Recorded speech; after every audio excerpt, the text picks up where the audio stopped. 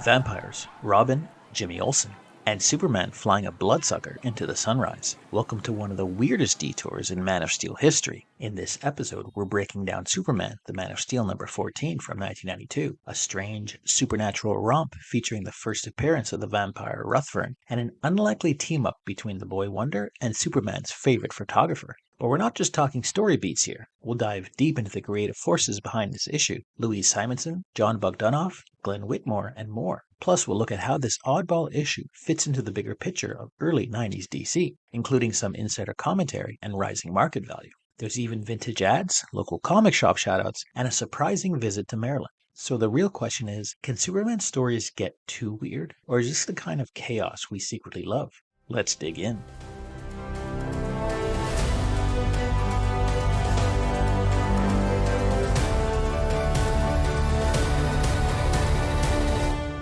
Robin descends on Metropolis, chasing down a cold lead from Gotham. A series of mysterious deaths have begun to attract media attention, and Robin believes it's no coincidence. In fact, he's convinced that there's a vampire on the loose. Meanwhile, a mysterious figure lurks around the morgue, staking dead bodies who turn out to be vampires. But this figure is no modern-day Van Helsing. He's a vampire himself, eliminating the competition. Elsewhere, Superman's best pal Jimmy Olsen is shocked when a shape-shifting creature named Ruthven attacks his friend Lucy Lane through her second-story window. He manages to startle the creature with a flash of his camera. Convinced the creature is a vampire, he gears up to try and track it down. While the creature continues his blood hunt in Metropolis, Jimmy and Robin eventually cross paths and decide to work together. They manage to corner Ruthven, but he's too powerful for them to take on alone, forcing Jimmy to call Superman for backup. Superman saves both Jimmy and Robin, but is shocked at the strength of the creature. In a surprise move, Ruthven attacks Superman, who uses his brain instead of brawn and flies Ruthven past the horizon and directly towards the rising sun,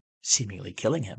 As the trio regroups, an ominous laugh is heard over Metropolis, indicating that this isn't the last time we'll be seeing Ruthven. This story continues in Superman Volume 2, number 70. This issue was written by Louise Simonson. Simonson is known for her work on titles such as Conan the Barbarian, X-Factor, and New Mutants. In 1991, she, along with artist Jon Bogdanove and editor Mike Carlin, launched this title. Simonson would write for this title for 8 years until issue 86 in 1999. Later in 1992, Simonson worked on the Death of Superman storyline along with Carlin, Dan Jurgens, Roger Stern, and others. It was during that storyline in The Adventures of Superman 500 from June 1993 that Simonson and Bogdanove introduced their character Steel. Among the other comic characters she co-created are Cable, Power Pack, Richter, Doomsday, and the X-Men villain Apocalypse. In recognition of her contributions to comics, Comics Alliance listed Simonson as one of 12 female comics creators deserving of lifetime achievement recognition.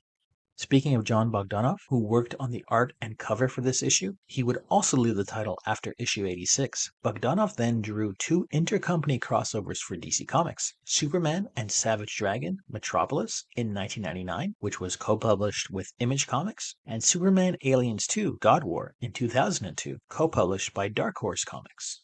Inker Dennis Janke had been in the industry for almost 10 years by the time he worked on this issue. He would go on to work for the title for 9 more years. Bogdanove and Janke also illustrated many covers for the Steel solo title during this period. Other works for DC included Action Comics, The Spectre, and Batman. Meanwhile, at Marvel, he primarily worked on Captain America.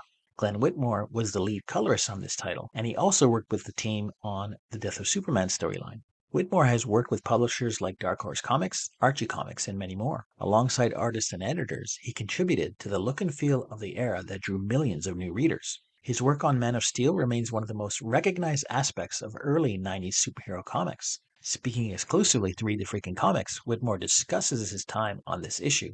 Bogdanove and Janke were the art team I looked forward to coloring the most. Bog Superman came closest to capturing the Max Fleischer version, which is my favorite. Dennis Inkline and black spotting really pulled the page designs together, making it easy for a colorist like me to drop in my colors. John's penciling style indicated double lighting and reflected light on every panel, especially on the money shots, and Dennis translated it masterfully, which made it all the easier for me. Bog in particular said he tried to work in a money shot on each page. If you look at his body of work throughout the Superman run, you definitely can see that. Man of Steel number 14 is no exception.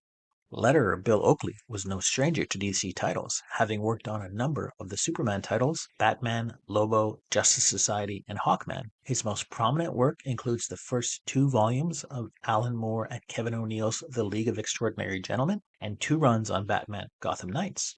Michael Carlin is listed as editor for this issue, while Dan Thorsland as assistant. Carlin worked for both Marvel and DC from the late 70s onwards. By 1986, he moved to DC permanently and became the group editor of the Superman titles. He oversaw the Death of Superman storyline and the subsequent introduction of characters like Con-El version of Superboy and John Henry Irons. He served as an executive editor at DC Comics from 1996 to 2002. In 2011, he became DC Entertainment's creative director of animation until his retirement in 2023. Speaking exclusively to Read the Freaking Comics, Carlin discusses this issue.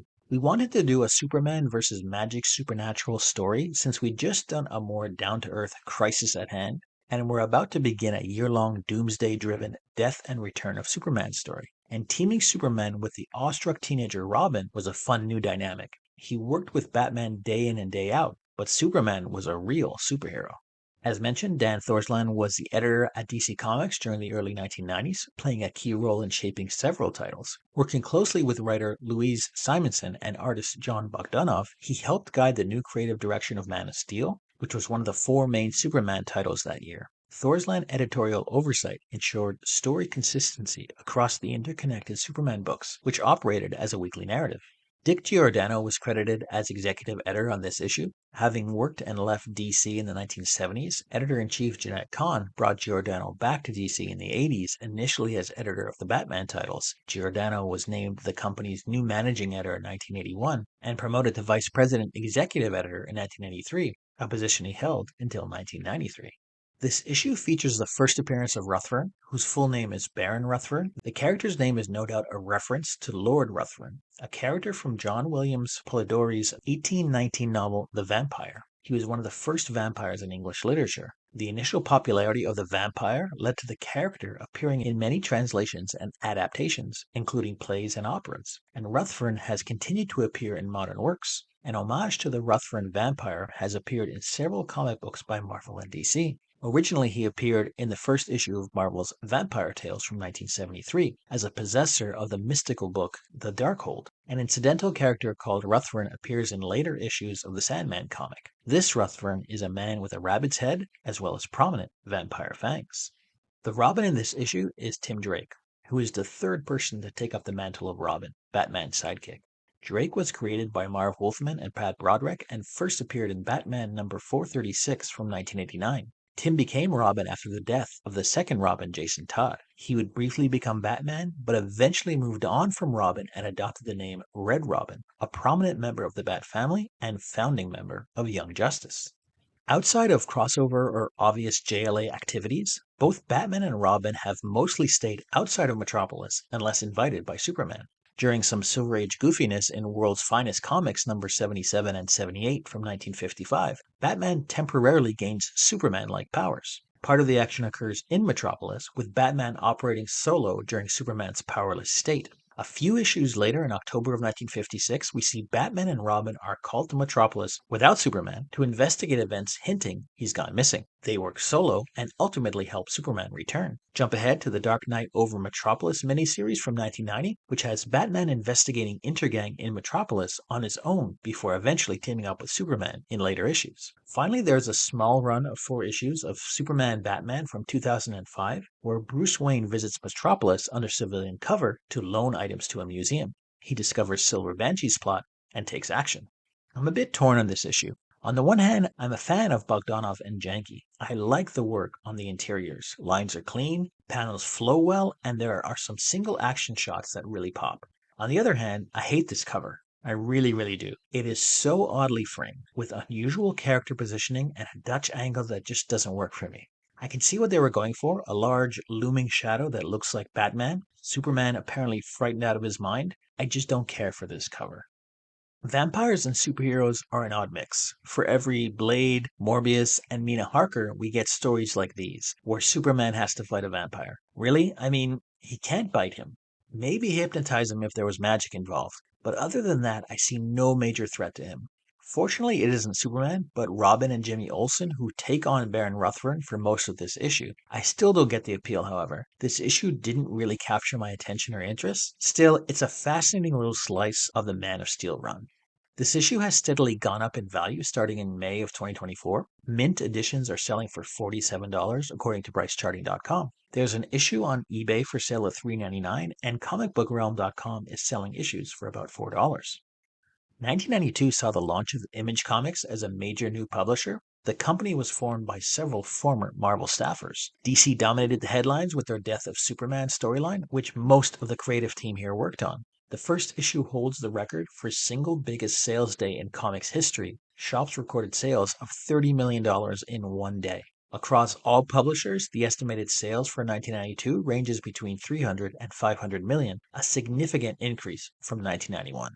1992 was a bit of a mixed bag for DC. While it's no surprise that DC's Superman number 75, The Death of Superman, was the biggest seller across all publishers that year, however, you'd have to look much further down the list to find DC's other top-selling titles, like Batman Shadow of the Bat in 65th place, and then even further into the 100s for Superman Man of Steel number 18 at 109.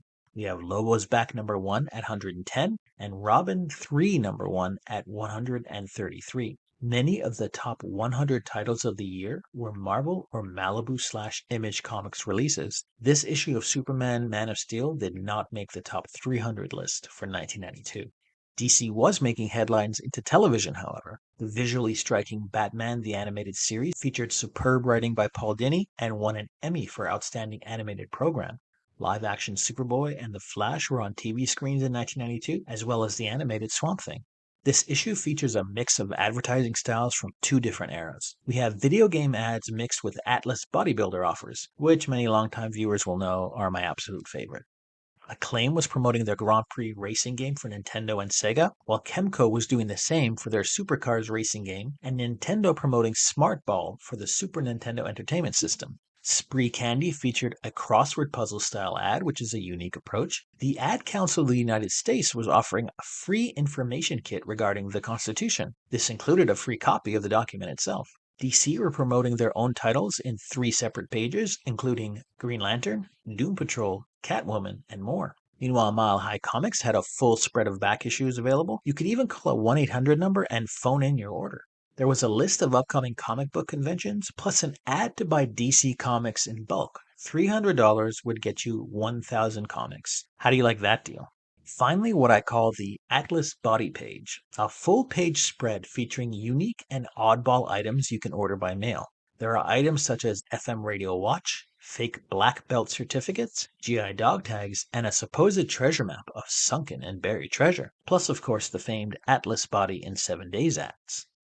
Portions of Superman's side quests in this issue take him to Maryland, specifically east of the Chesapeake Bay, so this is where I decided to find a local comic shop to feature. If you're in the area, I recommend you check out Kraven's Comic Books and Collectibles located at 2833 Ocean Gateway in Cambridge, Maryland, or check them out at cravenshop.com. So there you have it. Superman vs. vampires, Robin hunting the undead in Metropolis, and Jimmy Olsen flashing more than just a camera. We took a deep dive into the strange magic meets muscle story from Man of Steel number 14, explored its place in the broader Superman mythos, and broke down the creative talents of Simonson, Bogdanove, and the crew, and even uncovered some forgotten treasures from 1992, both in the story and the ads. Whether you're here for the comic book history, the oddball villains, or the pure 90s nostalgia, thanks for hanging out. If you had fun, smash that like button, subscribe to the channel for more deep dives like this, and ring that bell so you never miss an issue we crack open. Got thoughts on Superman fighting vampires? Drop them in the comments. I love to hear your take. Until next time, make sure to read the freaking comics.